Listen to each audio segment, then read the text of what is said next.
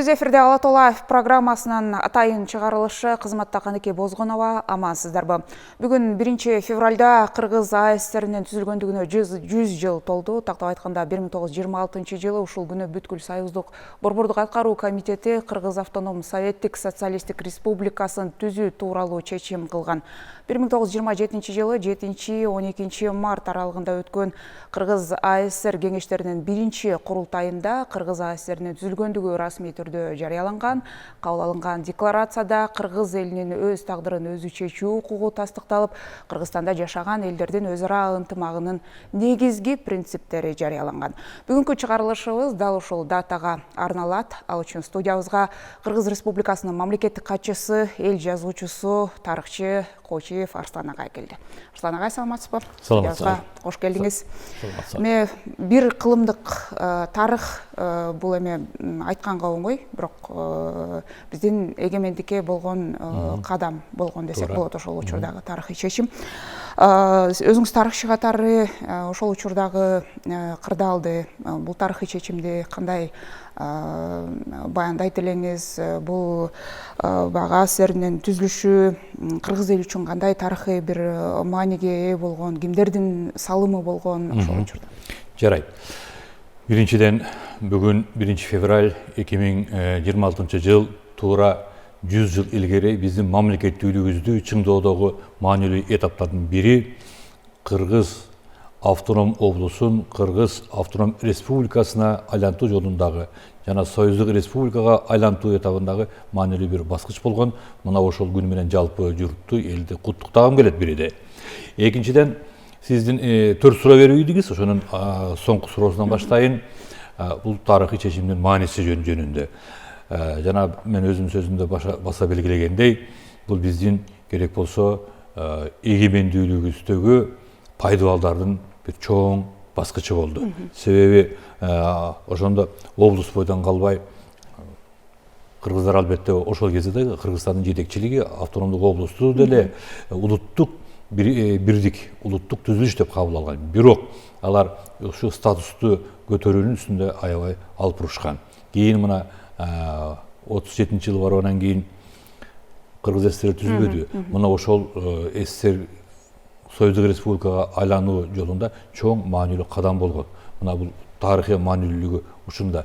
Ал эми жана кырдаал жөнүндө сурооңузга жооп бере кетсем, ал мындай: албетте карабайсызбы, ушу Борбор Азия өлкөлөрүнүн ичинде ошолор менен тең укуктуу болуу, өзүн өзү, жанагы ар бир улуттун өзүн өзү тагдырын аныктоо деген жолунда Кыргыз эл аябай күрөштү.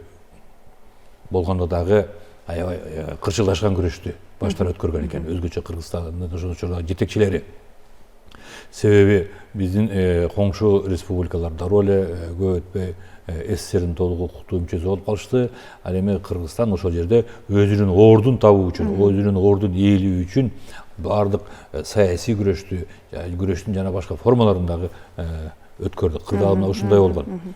Башкалардан эртерээк айырмаланып деген. Башкалардан эми биринчиден ошол учурдагы биздин жетекчилер Абдурахманов, Абдыкадыров жана башка жетекчилер ушундай бир пассионардык дуктагы жетекчилер болгон экен. Кудайым ошондой жетекчилерди берген экен, жөн отуруп калбай Кыргызстандын укугу үчүн, Кыргызстандын орду үчүн деп жанталашып күрөшкөндүгү мына ошондой кырдаал. Экинчиден ошол учурдагы жагдай Кыргыз элинин келечегин кам көрүү, себеби жаңыдан ол үркүн окуялардан кийин, кандай азап тозоктон кийин Кыргыз элин башка элдер сыяктуу эле албетте социалисттик уран аркылуу улуттук жаңылануунун, улуттук өнүгүүнүн жолуна түртүш керек эле. Ал үчүн колдоо керек болгон, саясий колдоо керек болгон, экономикалык колдоо керек болгон, маданий өсүштү камсыздаш керек эле. Мына ошол жолдо Кыргызстандын жетекчилери ошол учурда автоном облусту сөзсүз автоном республикага айлантуу керек деген маселени коюшту. Бирок биз 26 жыл деп эсептегенибиз менен дароо эле жооп бере кетейин. Кыргыз жетекчилиги ошол учурда бул маселени эртерээк эле көтөргөн экен. Себеби мына 1924-жылы октябрь айында Кара Кыргыз автоном облусу түзүлбөдүбү. Мына ошол түзүлгөндөн кийин эле Кыргызстан жетекчилеринин арасында республикага айлануу жөнүндө ой болсо керек. Кээ бир документтерди караганда, кээ бир документтерде эгерде мына архивдик документтерди карасак, республика болобуз деген сөздөр 24-жылы айтылган. Бирок ал албетте ишке ашкан эмес. Бирок кийин 1925-жылы Кыргызстандын чегиндеги бийлик Ревкомдон советтерге өткөрүлүп берип атканда, Айдарбеков иштеп, анан кийин өткөрүлүп берип атканда, биринчиден жанагы кара деген сөздү алып коюу жөнүндө маселе. Андан сырткары автоном облусту автоном республикасына айлантуу жөнүндө маселе дароо эле кабыргасынан коюлган экен. Мына эгерде мыйзам жүзүндө, кагаз жүзүндө республика деп аталбаганы менен кыргыздар калк, кийин Абдурахмандын сөзүндө бул белгиленген, өздөрүн республика деп санаган. Мына ошондой аң сезим болгон. Бирок бул чечимди кабыл алууга деле бир тоскоолдуктар болгон. Эми тоскоолдук биринчиден бюрократиялык деп эсептейм, себеби документтерди карайлы да, карабайсыздарбы? Ошо 1925-жылы март апрель айларында кагаз жүзүндө биз автоном республика болобуз деп демилге көтөрүлүп атат. Бирок ал ишке ашпай, анын үчүн эми ошол учурдагы жагдайды элестетип көргүлө, райондоштуруу деген маселе бар эле, чек ара маселелери бар эле, элди жайгаштыруу маселеси бар эле, отурукташтыруу маселеси бар эле. Абдурахмановдун сөзүндө белгиленгендей, эл туташ караңгы эле, сабатсыз эле, аларга маданий жактан дагы өнүктүрүү саясатын жүргүзүү керек эле. Мына ошол иш чаралардын арасында кыйынчылык ушул, дароо жанагы юридикалык жактан оформить этүү өзү бир топ убакыт талап кылган экен. Мына ушуну көрөбүз. Себеби айтып атпайбы? Жусуп Абдурахманов өзүнүн докладтарында кийин ушул маселе боюнча чыгып сүйлөп, бүткүл Россиялык советтердин жыйынында чыгып сүйлөп айтып атпайбы? Биз кыска убакыттын ичинде чоң жетишкендиктерге жетиштик. Чоң жетишкендерди жүзөгө ашырдык. Маселен, 1,5 жылдын ичинде дейт, кыргыз тилинде 2 кесип чыгарууга үлгүрдүк дейт. 1,5 жылдын ичинде кыргыз тилинде 40 китепти чыгарууга үлгүрдүк дейт. Эми чынын айтканда бул өтө чоң жетишкендик. Азыр билбейм, 40 китеп чыгарабызбы, жылына чыгарбайсызбы билбейм, бирок ошондо ушунчалык күч, энергия, энтузиазм менен иштегендигин көрөбүз да. Бул дагы мына ошол иштерге параллель статус жөнүндө булар унутпай иштей беришкен. Ошол аты аталган облусту республикага айлантууга негизи эле мамлекеттүүлүктү түптөөгө негиз салган инсандардын атын эми жалпы коомчулукка белгилүү аттарын айтып жүрөбүз, бирок алардын ошол ополтоодо эмгегин даңазолоо, кийинки муунга жеткирүү канчалык деңгээлде бүгүн мындай жеткиликтүү деңгээлде, мамлекеттик деңгээлде ушуга көңүл бурулуп кандай иштер жасалып атат? Эми мамлекеттик деңгээлде биринчиден жакшы көңүл бурулуп атат. Мына Кара Кыргыз автоном облусунун 100 жылдыгы деп улуттук масштабта белгиленди. Мамлекеттүүлүгүбүздүн аталары деп, биздин мамлекеттүүлүктү, азыркы мамлекеттүүлүктү калыбына келтирген улуу аталардын аттарын атайын жарлык менен Садын Кожо Жапаров бекитип элге жар салып берди. Эми канчалык деңгээлде дагы ошолорду үйрөнүү деген маселеңиз туура. Себеби ушул окуяга байланыштуу айта кетейин, Кыргызстанды республикага айлантуу демилгесинин башында Иманалы Айдарбеков турганбы деп дегенде ой бар. Эми аны дагы издешибиз керек, себеби кошумча документтерди, себеби Ревкомдун төрагасы Иманалы Айдарбеков болуп атат. Мына ошол 4-5 айдын ичинде, октябрь, ноябрь, декабрь, январь, февраль, март 5 айдын ичинде эмне деген жумуштарды кылды? Ушул Кыргызстандын экономикасы кандай болуш керек, негизги тармактары кандай, калктын структурасы кандай, кайсы район, кайсы болуштук ресурсу канчалык деп ошонун баардыгын эсептеп чыгып атпайбы? Бул эми бир докторлук иш жасагандай эле да, эми албетте коллектив иштеген, бирок ошентсе дагы кыска мөөнөттүн ичинде ошонун баарын жасап коюштун өзү бул чоң эрдик болгон. Бирок мына ушул Ревком бийликти өткөрүп берип атканда, ошол маселе дароо көтөрүлүп атпайбы?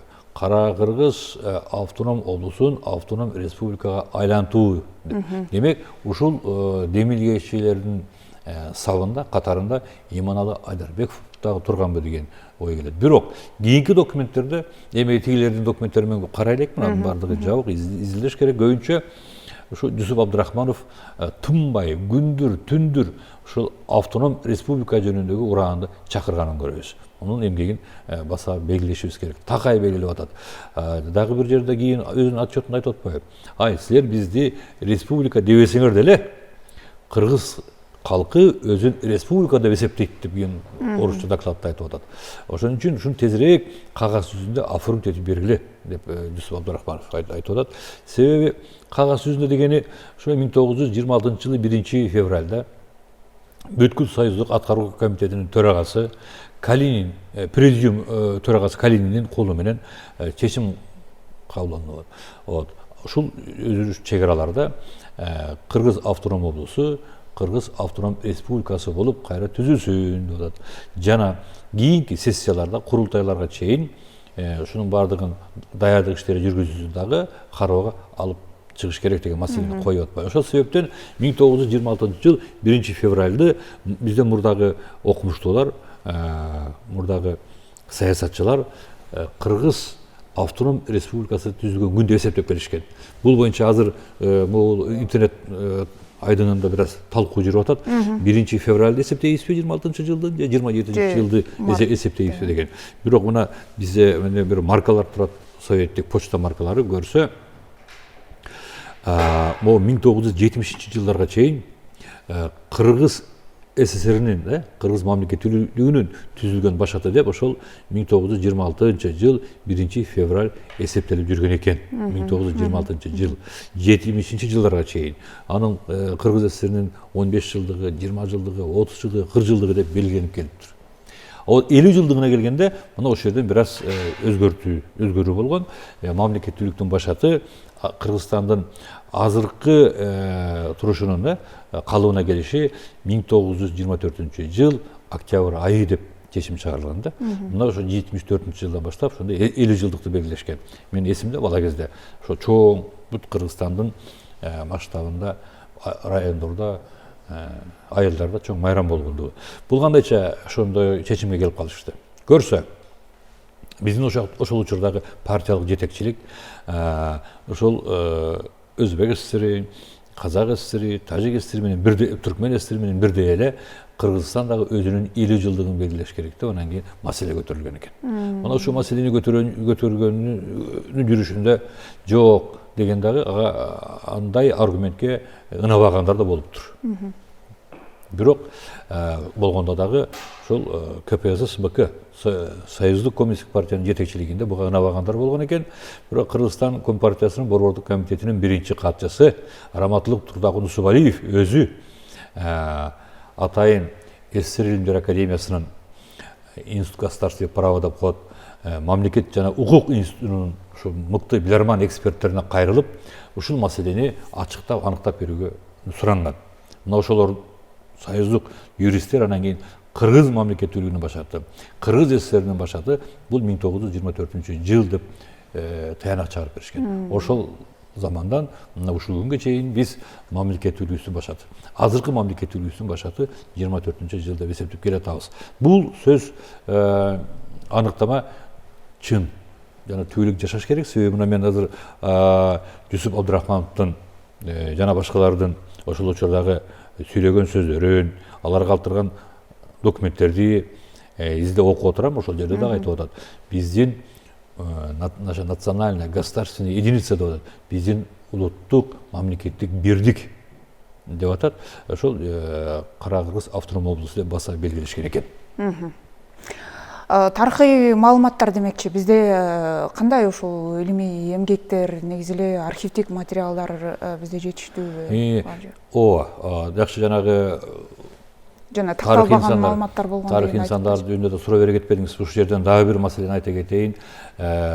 Ушул автоном республикасына айлантуу жолунда, жалпы Кыргыз мамлекеттүүлүгүн чыңдоо жолунда бир топ ишмерлер, биз көбүнчө ушул 4-5 ишмер менен чектелип калып атабыз.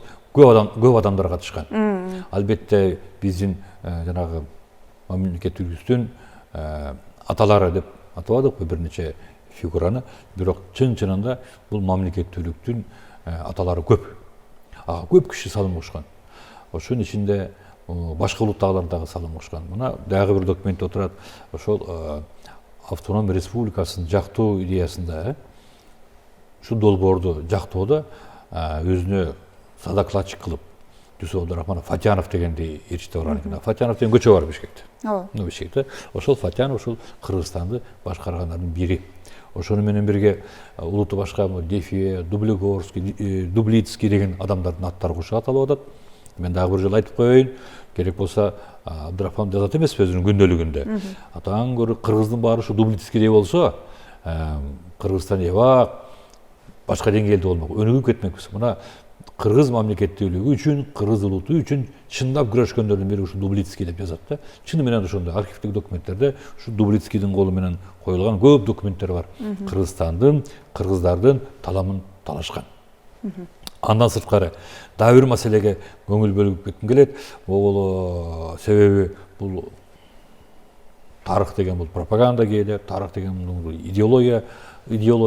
Анан өзгөчө бул Кара Кыргыз автоном облусу түзүүдөгү Кыргызстандагы жаатчылык күрөшүндө бир аз олку солку пикирлер болгондугу, анан бир туура эмес пикирлер айтылып жүрөт.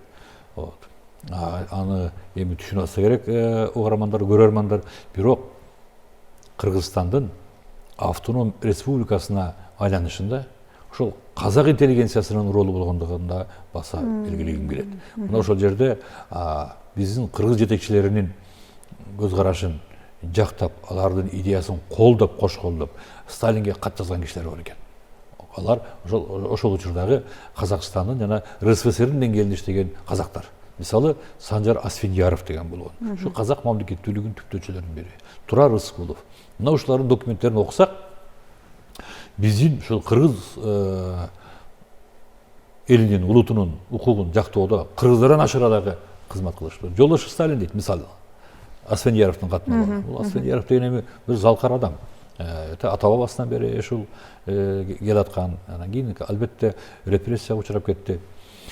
Ушул киши жазып атат. Жолдош Асфендияров. Ушул Кыргыз автоном облусун шашылыш түрдө автоном республикага айлантуу керек деп ошонун жүйөлөрүн келтирет. Эмне себептен дегенде. Айтат, Кыргыз деген өзүнчө бир улут болуп калды. 1-2 жылдын ичинде чоң секирге өсүш болду. Андан сырткары буларды биз иринжитип албайлы, советтик курулуштун үлгүсүн көрсөтүп турган болсок, муну өрнөктү ушул кыргыздар көрсөтүп атат. Демек булардын үмүтүн ташкап турбайлы. Андан сырткары Жолдош Сталин дейт. Бул кара кыргыздар Кытай менен чектешип турат.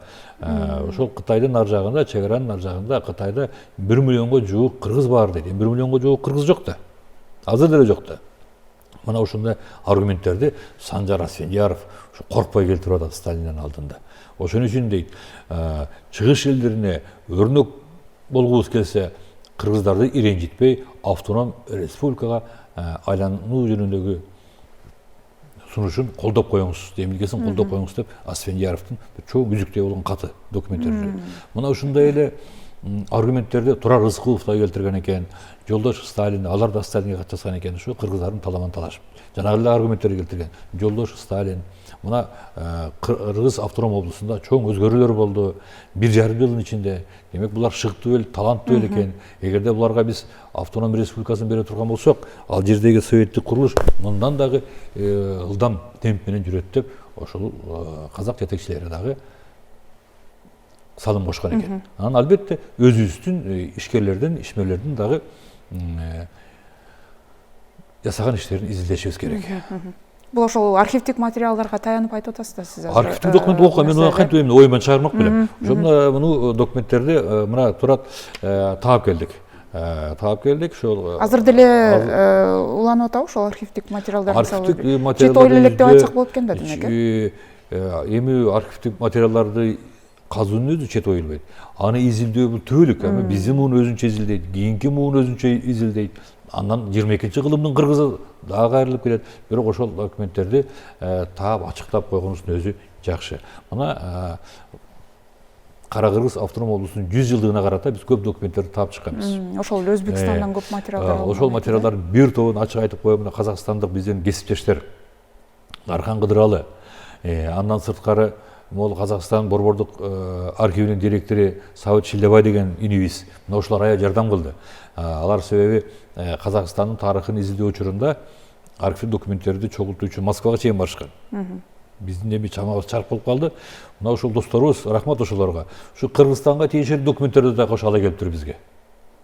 Мына ошол документтердин арасынан анан биз карап отуруп таап атпайбыз. Абдрахмановдун жанагы мен айткан сөзүн. Мен дайым ошону шилтеме кылып бергенде жыйындарда бисмиллахи рахмани рахим дегенди эле айтып жүрбөйүнбү? Ошол сөз менен баштап жүрөм. Абдрахманов мынтип айтып атпайбы?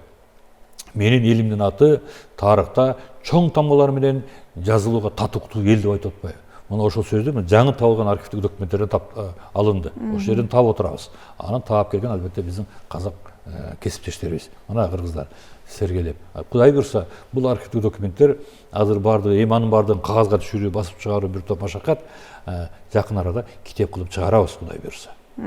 Азыр деле ошол тарыхчыларга мүмкүнчүлүк барбы? Ошол эми азыр биз аталган баягы Россия, Казакстан, Өзбекстан менен да кызматташтыгыбыз эми Казакстандын архиви менен иштешүүгө мүмкүнчүлүгүбүз бар. Мен бир нече жолу ошо сүйлөшүп, чакырып да келдим, өзүм да барып келдим. Казакстан борбордук архивинин директору менен кызматташуу жөнүндө көз карашыбыз дал келип иштешип атабыз, Кудай буйрса. Ал эми Өзбекстан боюнча өткөндө Өзбекстанга барганда бул жөнүндө кеп болду. Кудай буйрса, жакында бир кишилерди ал жака да аттандырабыз. Өзбекстан борбордук архиви дагы бизге бир аз көнүп келатат. Бул бир, экинчи, үчүнчү албетте Орусиянын архивдери биз үчүн өтө маанилүү. Мына ошол документтерге кириш керек эле, киребиз. Жакында мен Кудай буйрса жолугам. Ошол Орусиянын мурдагы маданият министри, Орусиядагы тарыхый агартуу боюнча комиссиянын төрагасы ага визави болуп калды бул жагынан. Путиндин жардамчысы экен жолдош Мединский. Телефон аркылуу сүйлөштүк. Ушул боюнча дагы кызматташуу, архивдик жаатта кызматташууну сүйлөшөбүз. Бул үчүнчү маселе. Бирок дагы бир маселе бар. Өзүбүздүн архивдердеги материалдар жөнүндө. Өзгөчө биздин бул ГКМнын архивиндеги ошол советтик курулуш этабына тиештүү материалдар бар. Мына ошолор жөнүндө дагы биздин тарыхчылар байма-бай маселе көтөрүп атат. 20-30 жылдардагы архивдик документтерди караш керек болуп атат. Себеби анын бардыгы жашыруун, анын бардыгы жабык, чет-четинен эми учуруна өтө чоң тарыхчылар кирип көргөн, бирок алардын таап чыккан документтер бизге колубузга тийген жок. Ошол себептен биздин өзүбүздө дагы өзүбүздүн архивдик документтерди изилдөөнүн актуалдуулугу бар. Бизде адистешкен тарыхчылар жетиштүүбү? Толтура, көп. Кызыккандар. Курманов бар, Сапаралиев деген бар, Байдилдиев деген бар, айнан дыйкан жанагы Кумурскайда эле иштейт экен. Дагы көп тарыхчылар. Мен деле иштеп керек болсо, убактымды таап барган ушул архивтерди касканга. Ошол 20-30 жылдар боюнча иштөөгө ынтызарлар бизде көп. Кудайга шүгүр. Эми ошол Кыргыз АССРинин түзүлүшү бүгүнкү күндөгү Кыргызстандын баягы ошол кездеги түзүлгөн саясий институттар, бүгүнкү күндөгү Кыргызстандын саясий турмушундагы мындай таасири жөнүндө эмне айта аласыз? Бул жакшы суроо. Рахмат. Себеби карабайсызбы, эгерде учурунда ушул идеяны көтөрүлбөсө, таасири мындай. Мен мурдагы сөздөрүмдө така айтып келем. Автоном республиканы талап кылуунун өзү биздин улуттук аң сезимдин өсүшүнөн кабар берет. Эгерде биз 1916 жылы көтөрүлүш маалында ошол Абдрахманов баш болуп хан шайлап, Канат хан, анан тиги Мөкүштө хан шайлап, Батырхан Нокой уулу дегендер хан шайлап, ошол феодалдык аң сезимде жүрсөк, 4-5 жылдын ичинде биз республика түзөбүз деген аң сезимге жеткендин өзү Кыргызстандын тарыхында мурда кийин болуп келбеген, мурда кийин көрбөгөн чоң өзгөрүш. Бул эмне деген өзгөрүш? Элестетип көргүлө. Кечээ эле хан шайлайбыз айнан. Кыргыздын өзүнчө турмуш жайы болгон турбайбы деген кыргыз жанагы үркүндүү окуялардан кийин ушунчалык трансформацияны баштан кечирип, республика деген түшүнүккө жеткендин өзү мындай улуттук секирик, аң сезимдеги мындай өзгөрүү сейрек болот. Ошонун ичинде ошонун эпкини болуп атат. 25-жылы дароо көтөрүлүп республика болобуз деп. Анан мына Кудайга шүгүр 1926-жылы 1-февралда туура 100 жыл илгери анан кийин советтик жетекчиликти, россиялык жетекчиликти ынандырып, бүткүл союздук аткаруу комитетинин президиумунда ошону кагаз жүзүндө жаздырып, мындан ары Кыргыз автоном облусу Кыргыз автоном республикасы болуп аталсын деп кагаз жүзүндө жаздыртып алгандын өзү бул биздин бүгүнкү мамлекеттүүлүгүбүзгө болгон жолдогу чоң секирик. Ошонун айынан анан кийин биз советтик республикага айландык. Өзүбүздүн биринчи конституцияны кабыл алдык. Анан албетте ошол союздук республикага айлануунун өзү кийин бизди эгемендүүлүккө негиз болуп берди, пайдалуу болуп берди. Экономикалык жактан алганда деле ошондой деп алсак болот. Экономика деп калдыңыз, эми мындай могул документтерде ошол облусту республикага айлантуунун негизги аргументтеринин бири ошол болгон. Бул экономикалык. Мына дейт 1,5 жылдын ичинде бизди бул жалаң эле мал чарбачылык менен жүрөт дегендердин аргументи суу кечпейт деп айтат Абдрахманов, айтып атат. Бизди карагыла, бизде өнөр жай өнүгүп атат. Бизде өнөр жайдын түркүн тармактары бар. Бизде потенциал бар. Деп анан кийин таң калганым ошол жерде алтын казуу, күмүш казуу, коргошун казуу, көмүр казуу, анан биздеги ошол жанагы гидроэнергетика боюнча дагы ошол эле учурда азыркыдай эле маселелер көтөрүлүптүр. Экономикалык пайдалуу. Анан ошол жерде Абдрахмановдун аргументи келтирилип атпайбы? Мына 1,5 жылдын ичинде экономикалык көрсөткүчтөрүбүз адамды суктанарлык, адам таң калгандай жетишкендиктерге жетиштик деп айтып атат. Албетте республикага айлантуунун бирден бир аргументи ушул болгон. Биз могу жерде облус бойдон тура берсек өнүкпөй калабыз. Ушул темпти сактай албай калабыз. Себеби биздин могул РСФСР дейт, Россиянын наркоматтары бизди унутуп калып атат. Бизге каржылоо токтоп калып атат кээде. Биздин бар экенибизди билбейт болуш керек ошолор. Анан биз көрүнгөндөн талашып, Казакстандан талашып, Өзбекстанга келген ресурстардан талашып өнүгүп атабыз. Ошол себептен бизди нормалдуу жагдайда өнүгүшүбүздү кааласаңар деп атпайбы? Бизге республика деген статус бергиле деп суранып атат. Негизги аргументтердин бири албетте экономикалык аргументтер болгон. Ошол тарыхый учурду анан жогоруда биз атын атаган ошол мамлекеттүүлүккө негиз салган аталардын эмгеги даңктоо деп жана сөзүнүн башында айтпадыкпы? Ошолорду эми тарыхый изилдөөлөр, тарыхый маалыматтарды менен эле чектелебизби же башка бир даңктоо жолдор, мисалы кино тасма тартуу, бүгүнкү күндүн талабы, адайый чыгармалар? Жакшы суроо. Мына президентибиз Садыр Нуркожоев Жапаровдун жарлыгында Кыргыздын журт аталары деген жарлыкта алардын ишмердигин үгүттөө, насихаттоо жөнүндө өзүнчө бир жобо бар. Мына жакында биздин ошо кыргыз сериалдан Кара Кыргыз деген сериал чыгыптыр. Бул да эми аракет ошолордун арбагын көтөрүп, ошолордун ишмерлигин элге, журтка, кийинки муунга таанытуунун бир аракети, Кудай буйрса. Ал сапаты жөнүндө башка сөз, бирок аракеттер көрүлүп атат деген сөз. Андан сырткары мамлекет каржылап мына жакында режиссер Кулмендеев Жусуп Абдрахманов деген кино тасманы, көркөм тасманы тартууга киришти. Алгачкы эпизоддорун ушул Орусия жактан, Москва жактан тартып келди деп угуп атабыз, Кудай буйрса. Бул дагы ошонун аракети. Менин оюмда келечекте Кыргыздын мыкты ошол драматургтары, башка киночулары, Абдыкерим Сыдыков жөнүндө, Абдыкадыр Орозбеков жөнүндө, Иманалы Айдарбеков жөнүндө, жана башкалар жөнүндө дагы чоң көркөм полотнолорду тартат го деген ойдомун. Жана ошого элди үндейм. Андан сырткары биз аларды таанытуунун башка формаларындагы сүрөт өнөрү болсун, адабият өнөрү болсун, тармагы болсун, мына ушул тармактар аркылуу дагы биз аларды даңазалоону улантышыбыз керек. Жакшы. Рахмат агай, сизге ыраазычылык билдиребиз. Бизге бөлүнгөн убакыт соңуна келип калды. Убакыт бөлүп студиябызга келгендигиңиз үчүн ыраазычылык билдиребиз. Ишиңизге ийгилик. Берүүбүздүн бул чыгарылышы Кыргыз автоном Советтик Социалисттик Республикасынын түзүлгөндүгүнүн 100 жылдыгына арналды. Мейманда Кыргыз Республикасынын мамлекеттик катчысы, эл жазуучусу, тарыхчы Арслан Кочиев болду. Саламатта туруңуздар.